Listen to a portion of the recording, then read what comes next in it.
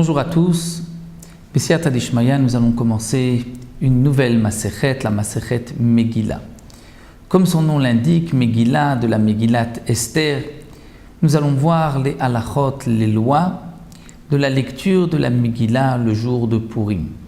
Comme nous le savons, donc nous fêtons Purim tous les ans en souvenir et pour remercier Akadosh Baruch Hu de nous avoir sauvés du décret d'Achashverosh, du complot de Haman à l'époque de Mordechai et Esther.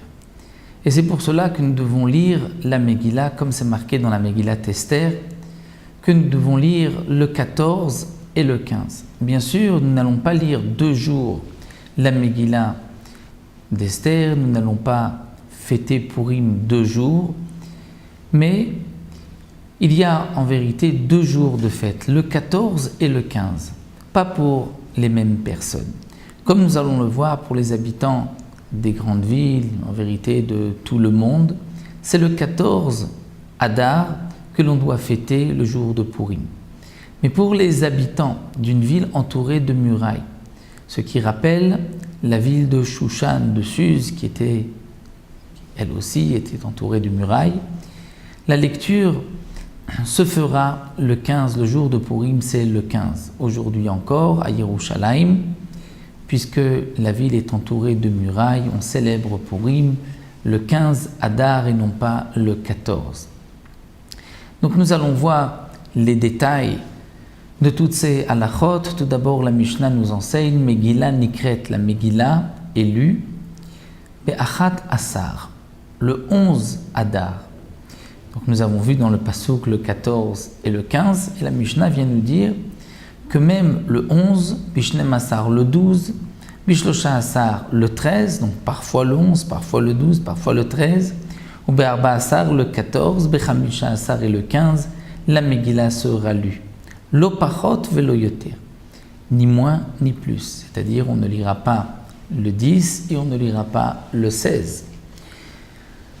Donc de quoi il s'agit, quand est-ce qu'on va lire le 11, quand est-ce qu'on va lire le 12. La Mishnah nous explique que Krachim Amukafim Choma Mimot Yehoshua ben Nun, les villes entourées de murailles, depuis l'époque de Yehoshua ben Nun, donc au moment de la conquête d'Eretz Israël, Korim Bechamisha Asar, ils liront le 15. Pourquoi? Puisque donc dans la Megillah c'est marqué Halken HaYehudim HaPerazim Osim et Yom Arba Asar, c'est-à-dire que les Juifs qui habitent dans des villes Perazim ouvertes, qui ne sont pas entourées de murailles, vont lire la Megillah le 14. Donc on comprend que ceux qui habitent dans une ville entourée de murailles, c'est le 15, puisque ailleurs, le pasuk nous dit qu'on lira la Megillah, on fêtera le 14 et le 15. Donc nous savons que ce n'est pas les deux, ça aussi on l'apprend de Psukim dans la Gemara. C'est ou le 14 et le 15, mais puisque c'est marqué que le 14 c'est pour les villes qui ne sont pas entourées de murailles, on comprend que le 15 ce sont pour les villes entourées de murailles.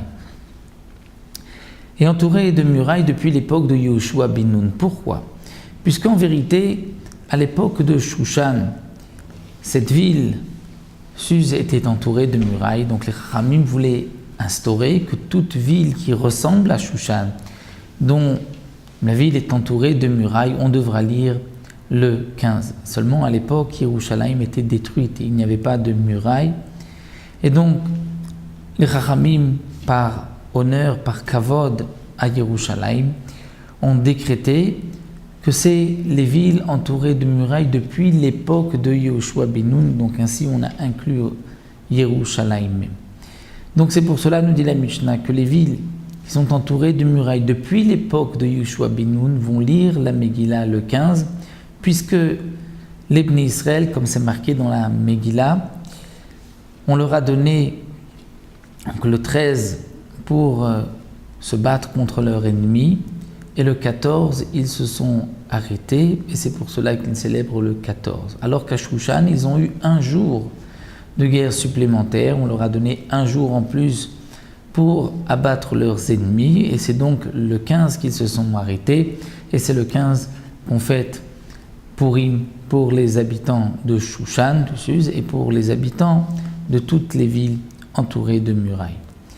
Alors que Kfarim, donc là nous avons vu le 14 et le 15, nous allons voir maintenant le 11, le 12 et le 13, il s'agit des Kfarim, des petits villages, comme nous allons le voir tout de suite. Mais donc d'abord les Kfarim, les villages, Vayarot Gedlot, les grandes villes, Korin Be'arba Asar, comme la Mishnah Bet, la deuxième Mishnah nous le dira. Korin Be'arba Asar, ils pourront lire le 14, c'est-à-dire lorsque Purim tombe un lundi ou un jeudi. Si le 14 tombe lundi ou jeudi, ils liront le lundi ou le jeudi, donc le 14. Et là, mais parfois, chaque Farim Magdimim Yom HaKnissa, les habitants des villages vont avancer la lecture au Yom HaKnissa, au jour de rassemblement, qui est le lundi et le jeudi. C'est-à-dire que si Purim tombe un mardi, ils liront dans les petits villages, ils liront la Megillah le 13, c'est-à-dire le lundi, un jour avant. Si Purim tombe un mercredi, ils liront aussi donc 2 jours avant le lundi, et c'est donc le 12, mais ça nous le verrons dans la deuxième Mishnah. Donc le Tana nous enseigne que les grandes villes qui ne sont pas entourées de murailles vont lire toujours le 14, les petits villages vont lire les Yom HaKnissa, le jour du rassemblement, le lundi et jeudi. Pourquoi ? Comme le Barthénora nous le rapporte au nom de la Gemara, les Chachamim ont permis aux habitants des villages de lire le lundi et le jeudi, étant donné que les villageois ne savaient pas lire, en tous les cas, la Megillah, donc sans ponctuation, sans voyelle, avec les tamim, et donc ils devaient se rendre dans les grandes villes, puisque de toutes les manières, ils se rendaient le lundi et le jeudi, parce que les tribunaux siégeaient le lundi et le jeudi, ou aussi parce que c'était les jours de marché.